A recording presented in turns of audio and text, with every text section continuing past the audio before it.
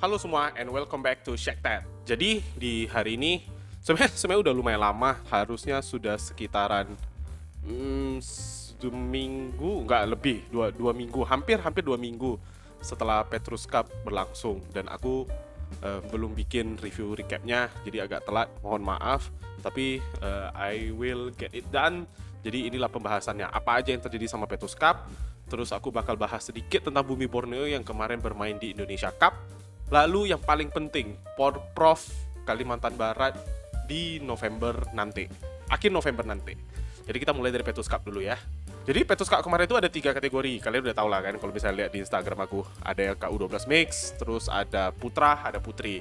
Ya kan, KU12 Mix kan yang juara itu berarti Jambore, finalnya ketemu Jambore sama Kastra. KU12 Mix ini berarti di bawah umur 12 tahun campur gitu, ada perempuan ada putri gitu.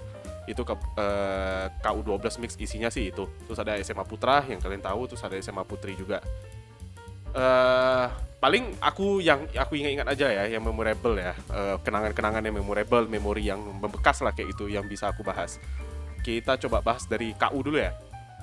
KU12 Mix, jujur aku baru pertama kali gitu loh, baru pertama kali mengetahui ada KU12 Mix. Mungkin memang sengaja dibikin kategori KU12 Mix supaya akomodir anak-anak ini gitu, supaya semuanya bisa ikut main, ada outputnya dari hasil mereka latihan segala macam.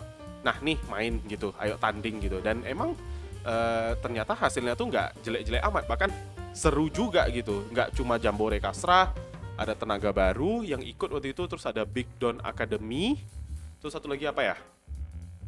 Ada 5 harusnya. Nanti aku lupa nih. Aku nanti cari tahu satu lagi. Nah, sebenarnya apa yang menarik dari KU12 nih? Aku lihat mereka walaupun umurnya KU12, berarti kan 12 tahun di bawah ya. Tensinya tinggi gitu loh.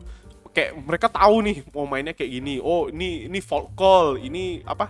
Call wasit yang salah. Oh, ini kawannya bikin salah, mereka marahi. Mereka ngerti gitu, kayak anak SMA gitu. Jadi lucu juga liatnya, lucu tapi sekaligus kagum gitu liatnya. Wah, anak-anak KU12 ngerti basket sudah ya sampai di titik seperti ini gitu ya. Tapi ya tentu ini karena anak KU12 yang memang sehari-harinya latihan basket itu. Cuma ya itu pengalaman yang surprising lah buat aku melihat ada anak-anak KU12 yang bisa bermain basket sampai level seperti itu. Dan tentu ini kan juga menjadi poin yang penting bahwa wah, ini berarti regenerasi basket di Kalimantan Barat harusnya aman. Ya kan, aman nih untuk 2-3 tahun ke depan. Mungkin kita bakal lihat mereka jadi anak SMP, SMA, mungkin kita bakal lihat mereka jadi DBL, ya kan, kayaknya aman nih. Jadi sangat dinantikan untuk KU12 Mix. Finalnya akhirnya dimenangkan oleh Jambore lawan Kastra. Aku lupa skornya berapa, tapi aku yakin aku ingatnya itu lumayan sengit seperti itu sih. Lalu kita langsung bahas untuk yang kategori SMA Putri. SMA Putri finalnya ya, itu mempertemukan SMAK Immanuel dengan SMA Petrus. Ya kan, kita udah tahu kedua sekolah ini seperti biasa, ya kan, saling ngotot-ngototan segala macam. Cuma kalau misalnya memori yang membekas di kategori Putri, mungkin menurut aku ada kategori SMA Paulus yang setahu aku mungkin baru pertama kali turun di tahun ini dari sepanjang event basket yang aku ikuti dari awal tahun sampai sekarang. Dan menurut aku not bad gitu loh, hasilnya not bad, walaupun mereka kayaknya nggak lolos penyisian grup ya, tapi hasilnya is okay gitu loh. Dan ada beberapa pemain yang menurut aku menarik. Contohnya ada yang nomor 8 itu Geltis, aku lupa namanya, Geltis kalau nggak salah. Potensial lah, maksudnya bisa menjadi tumpuan untuk scoring. Nggak cuma si Geltis, ada yang beberapa yang lain, cuma aku lupa nomor dan namanya. Tapi ya itu maksudnya SMA Putri ya, kita harus hidupkan lagi nih pemain-pemain putri di basket, terutama di Kalbar gitu, biar nggak cuma melulu sekolah-sekolah itu yang turun gitu. Nggak masalah, ikut aja. Aku sering mendengar dari kawan-kawan atau bahkan yang lain, kayak misalnya kalau ngomongin basket ya, bahkan berlaku juga untuk kategori putra. Untuk apa gitu ikut kompetisi kalau misalnya tahu sekolah A, sekolah B berpartisipasi, toh nanti juga kalah. Cuma kalau menurut aku, kalian sudah latihan, kalian suka main basket, tapi kalau kalian tidak berpartisipasi sama sekali, kalian nggak tahu acuannya nanti mau kayak mana. Kayak, oh kalian udah ikut tanding, oh kalian kalah, ya it's okay gitu loh. Maksudnya kalian tahu kalian kalah sama ini, berarti minimal setelah kalah pulang latihan harus bisa mencapai levelnya yang ngalahin kalian ini gitu loh. Jadi kalau misalnya nggak ikut kompetisi sama sekali kan kita nggak tahu nih, lu bagusnya di mana, lu jeleknya di mana. Jadi jangan gimana ya, jangan minder lah untuk ikut kompetisi, ikut-ikut aja gitu loh. Seperti itu. Kalau menurut aku ya, balik lagi menurut aku. Putri berlangsung SMA Petrus lawan SMA Immanuel. Kuarter 1, kuarter 2 agak ketat aku ingat gitu. Karena poinnya Petrus nih agak ngadet, agak stuck. Terus dari SMA Immanuel juga ya sebenarnya banyak turnover dari SMA Petrus yang aku ingat gitu. Cuma akhirnya SMA di kuarter 3, kuarter 4 akhirnya SMA Petrus bisa unggul lumayan agak jauh, jadi agak aman bermain 3-4 dan akhirnya jadi champion juga. Kita bahas di kategori putra. Kategori putra tuh di final kemarin mempertemukan antara SMA Immanuel sama SMA Petrus. Ya kalian tau lah, kurang lebih seperti putri. Ya kedua belah sekolah ini memang lumayan punya sejarah yang panjang lah kalau soal basket ya, agak ketat-ketat, seru. Jadi makanya pas final tuh lumayan ramai, itu penuh, malah bukan lumayan ramai lagi, udah penuh. Yang agak surprising buat aku sih karena aku melihat pelatih di SMA Immanuel itu kebetulan ada Pak Andre Lim, ya kan, yang sudah lama menurut aku nggak turun bantu atau nggak turun nangani tim putra SMA Immanuel. Jadi itu juga ya salah satu poin menurut aku, wah asik nih gitu loh. Ini pelatih senior bisa kita katakan kayak itu, akhirnya turun gunung istilahnya bantuin SMA ini untuk hadapi SMA Petrus. Tentu finalnya berjalan seru ya. Aku jujur aku akui seru, bahkan ada beberapa pemain di SMA Immanuel, contoh ada nomor 10 aku lupa siapa namanya yang nomor 10 itu, karena 3 poinnya berkali-kali masuk dari SMA Immanuel. Kalau SMA Petrus gimana ya? Terkesan kompak ya, jadi terkesan sulit, atau bisa dibilang terkesan lengkap gitu. Kayak small man-nya lengkap, front court-nya juga lengkap. Jadi kayak di rotasi itu enak gitu. Maksudnya aku nggak perlu si pelatihnya nggak perlu khawatir kalau aku ini digantikan siapa ya bisa backup ya supaya skornya nggak terlalu jauh. Tapi emang semuanya kayak merata. Kalau menurut aku ya, kedalaman squadnya tuh adalah aman gitu. Beda dengan Immanuel gitu, agak kurang nih kalau menurut aku. Jadi ya itu juga yang menurut aku jadi faktor terbesar kenapa Petrus bisa unggul jauh ya. Karena kalau misalnya mungkin kalau misalnya SMA Immanuelnya itu lengkap, sampai di reserve playernya, bench playernya juga bisa bandingi sama starter, aku rasa jauh lebih ketat lagi skornya itu. Cuma ya akhirnya yang champion SMA 1 Petrus ya. Terus ada satu lagi yang aku mau ceritakan ke kalian semua. Jadi sebelumnya aku mau bilang terima kasih banyak untuk siapapun yang ngikutin aku di perjalanan aku meliput basket-basket daerah ini, termasuk basket klub Liga 1 ya bawa nama Pontianak, yaitu Bumi Borneo Basketball. Karena akhirnya aku bertemu sama yang punya klub, Pak Jan Sekamto, sama timnya waktu itu. Ada C. Olive, ada C. Livana, ada Rivaldo gitu waktu itu di sana. Kebetulan juga ada Feli waktu itu datang ke Petrus.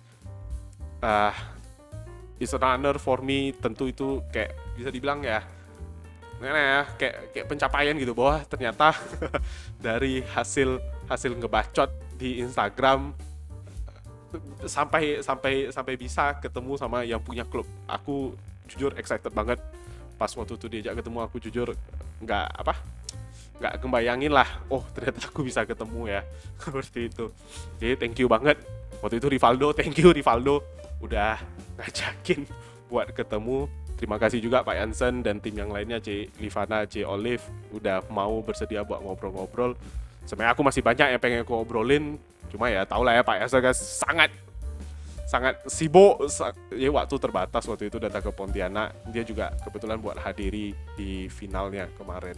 Tapi thank you dari Bumi Borneo Basketball, Pak Jansen dan yang lainnya sudah datang ke Pontianak sih. Kita tunggu kapan timnya datang ke Pontianak. Karena agak susah nih mau datang karena udah dekat-dekat IPL lagi, ada musim. Dan kebetulan di saat aku rekam ini lagi Indonesia Cup. Jadi jadwalnya kayaknya Bumi Borneo sih lengkap sih. Bukan lengkap, maksudnya agak padat nih jadwal mainnya. Kemarin main di Field Basket ya kan, main di Malaysia punya ikut turnamen. Pulang cuma berapa minggu di Indonesia Cup yang sekarang kan.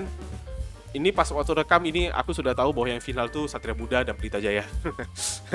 Jadi Bumi Borneo nggak masuk. Lalu nanti di bulan Januari atau Februari itu bakal ada IBL lagi. Jadi Bumi Borneo Basketball ini timnya jadwalnya padat gitu. Bagus gitu. Ya moga-moga dengan banyaknya ikut kompetisi, moga-moga anak-anak kita. Moga-moga pemain-pemainnya di Bumi Borneo itu makin siap untuk hadapi season ke depan, terutama untuk rookie ya. Bahkan tidak cuma buat rookie, bahkan buat pemain yang lain supaya makin siap lah hadapi IPL gitu. Jadi apa ya? Untuk Petrus Cup aku rasa udah cukup ya. Kalau untuk All Star, aku udah booking All Star, tapi kalian bisa cek di Instagram aku udah lengkap sih di sana. Nyebutin alasan kenapa aku pilih pemain All Star-nya. Jujur aku juga agak kesulitan ya milih pemain All Star-nya, tapi aku udah jelasin sih kayak gini. Aku rasa sudah cukup lah. Aku bahas dikit deh seputar Bumi Borneo di seputaran Indonesia Cup kemarin ya. Indonesia Cup ini kan seharusnya kayak pre-season lah ya, mungkin pre-seasonnya IPL lah gitu. Jadi aku juga sempat post itu statistik beberapa pemain yang menurut aku mencolok lah di permainan Indonesia Cup kemarin dari Bumi Borneo. Sebenarnya aku melihat rotasinya sudah lumayan bagus ya, karena pemain-pemain yang bisa kita katakan key scoring player itu nggak main banyak, nggak lama bermain. Contoh, Wisnu Saputra tuh average 3 game ya harusnya ya. 3 game itu mainnya cuma 15 menit. Bahkan si rookie-nya itu yang Ari Dava yang kemarin dapat second All Star, second team di Phil Basket 17 menit gitu loh. Terus ada Tio, ya kan Aryan Tio mainnya 25 menit loh gitu loh. Skor 6 poin, 0,3 assist kalau nggak salah gitu, 1 steal per game gitu. Terus ada Yanto, aku senang banget sama Yanto gitu. Maksudnya aku juga sempat tulis di postingan Instagram kalau ngomongin soal trust the process, tuh trust Yanto gitu. Karena Yanto banyak banget perkembangan kalau menurut aku. Sekilas lihat dari pertandingan ya, kayak badannya kayak apa? Flailing loh, apa tuh flailing ya? Flailing, nanti juga aku tulis nih, flailing. Dia pas layup tuh kayak wah, yakin nih masuk gitu. Walaupun mainnya cuma 9 menit ya, tapi dia bisa sumbang si poin per game tuh kalau nggak salah 5 poin ke atas deh. 5,5 atau berapa. Kayak gitu. Jadi menurut aku Yanto, wah nih potensial nih. Kemana aja lu kemarin nih? Harusnya pas IBL lu juga kayak ini. 9 menit lu bisa sumbang 5 poin kan? Gitu. Harusnya IBL kemarin kayak ini, tapi nggak apa-apa. IBL besok lu kayak gitu tuh. Terus ada Agam main 22 menit. Aku rasa memang kepercayaan Bumi Borneo buat Agam luar biasa ya gitu. Dengan statistik kurang lebih 6 poin per game, 1,6 assist per game, rebound bahkan ada 3,3 rebound per game. Menurut aku memang Agam pengen kayak ya lu harus adapt nih, lu harus stabil untuk kondisi menjelang IPL besok. Nah, Calvin Chrysler jujur dikasih minute play aku bilang lumayan banyak gitu loh. Dan tentu itu menurut aku, balik lagi ya, menurut aku ya, Bumi Borneo pengen biar cepet nih si Calvin supaya bisa adaptasi. Karena jujur aku belum melihat Calvin seperti biasanya gitu, atau Calvin seperti di Pacific Caesar kemarin. Aku belum lihat itu ketajaman 3 poinnya. Karena aku tahu Calvin nih kalau lagi hot hand, wah gila banget nih 3 poinnya. Karena menurut aku itu juga kenapa PBB mau tarik Calvin Chrysler. Karena kita tahu di IBL kemarin kita sangat kurang scorer gitu loh. Scorer apalagi yang bisa nembak dari 3 point segala macam. Kita ada Wisnu, Raymond, ya kan, terus ada Stephen Orlando, lalu ya siapa lagi ya? Nanti aku coba tuliskan. Nah, Chrysler nih jadi tambahan lah gitu. Semoga bisa nambah buat pundi-pundi angka itu buat musim besok. Di Indonesia Cup sendiri sebenarnya menit play-nya lumayan banyak ya. Bukan lumayan banyak lagi, banyak. Kalau di atas 20 menit harusnya banyak banget. 5 poin per game, 0,67 assist per game, 2 rebound per game, 1 steal per game. Aku ada membandingkan sama musim lalu Calvin Chrysler di IPL pas main di Pacific Caesar. Itu tuh dia kontribusinya tuh 8,3 poin per game. Ya 8,3 tuh bermakna ya, apalagi untuk pemain lokal nantinya yang kita tahu biasa di IPL tuh fokus utama poinnya pasti foreign player. Kalau misalnya lokal pemainnya bisa sumbang 8 poin, anggaplah yang lain satu pemain macam contoh Reddy Bell lah nanti kan. Reddy Bell bisa 20 poin, yang lain bisa 8 atau double digit semua, aku rasa membantu banyak. Makanya kita tunggu nih Calvin Chrysler supaya bisa cepat adaptasi buat Bumi Borneo Basketball ini. Gitu. Aku rasa itu aja sih untuk Bumi Borneo. Jadi kita tunggu untuk IPL tahun depan. Nah, sekarang kita bakal obrolin untuk Porprov Kalimantan Barat, terutama untuk basket ya, karena aku liputnya nanti bakalan juga buat basket. Jadi kalau misalnya aku nggak tahu siapa yang bakal turun di kabupaten-kabupaten masing-masing, cuma ya karena aku berkecimpung di basket ini, jadi sering kontak anak-anak SMA mahasiswa, adalah dapat info beberapa. Jadi menurut aku sih ada beberapa kabupaten yang menurut aku lumayan wah sih, maksudnya layak ditonton lah ya kalau menurut aku. Yang aku udah dapat infonya. Yang pertama Kuburaya. Kuburaya untuk Porprov nih sepertinya akan sangat berbeda dengan Kuburaya ketika Popda kemarin. Jadi kayaknya bakal keras banget kalau aku dapat infonya mengenai pemain-pemainnya ya. Kalau itu benar, aku juga nggak tahu benar atau enggak. Pontianak of course, ya kan. Terus ada Sanggau, Kabupaten Sanggau, karena aku dapat konfirmasi ada Pavel bakal di sana. Terus mungkin aku juga sempat dapat DM ada 2 pemain SMA Negeri 1 Sanggau kemarin yang bakal membela Kabupaten Sanggau di Porprov nanti. Kita tahu rekodnya SMA 1 Sanggau kemarin ya untuk yang di tahun 2022 tuh kan lumayan amazing ya, maksudnya lumayan memorable banget. Karena aku juga sering liput kan, nih underdog nih, tim underdog. Jadi ada 2 pemain yang bakal bela di Kabupaten Sanggau. Untuk kabupatennya aku belum dapat info jelas seperti apa, tapi yang pasti menurut aku kalau kalian suka nonton basket, Porprov wajib kalian datang nonton gitu. Kayaknya seru banget itu. Oke, aku rasa itu aja untuk video review singkat sama rekapan apa aja yang terjadi mungkin di 2 minggu 3 minggu belakangan ini. Sorry banget videonya agak telat, jadi aku sudah ya pelan-pelan aku bakal komit tiap event mungkin lebih cepat, update recap, review, ya kan, menurut opini aku kayak mana. Tentu aku juga menantikan pembahasan kalian. Aku ingat kemarin banyak yang DM tanya ini gimana, tapi story-nya udah hilang, aku lupa save gitu. Mungkin nanti buat next event aku bakal save supaya kita saling bisa bahas buat Q&A seperti itu. Tapi thank you banget semua followers, kawan-kawan lah, gue nggak bilang followers lah, kawan-kawan yang udah ngikutin aku. Thank you, karena jujur itu yang buat aku tambah semangat terus. Oh ternyata apa yang gue buat orang suka ya gitu. Nah itu buat aku terpacu juga ini. Ayo kita bikin basket memang olahraga, salah satu olahraga primadonanya kalau kata kepala sekolah 1 Petrus waktu itu di opening Petrus Cup. Aku ingat aku ada posting, moga-moga basket bisa betul menjadi olahraga primadona di Kalimantan Barat. Itu sih. Sampai jumpa di video berikutnya. Dadah.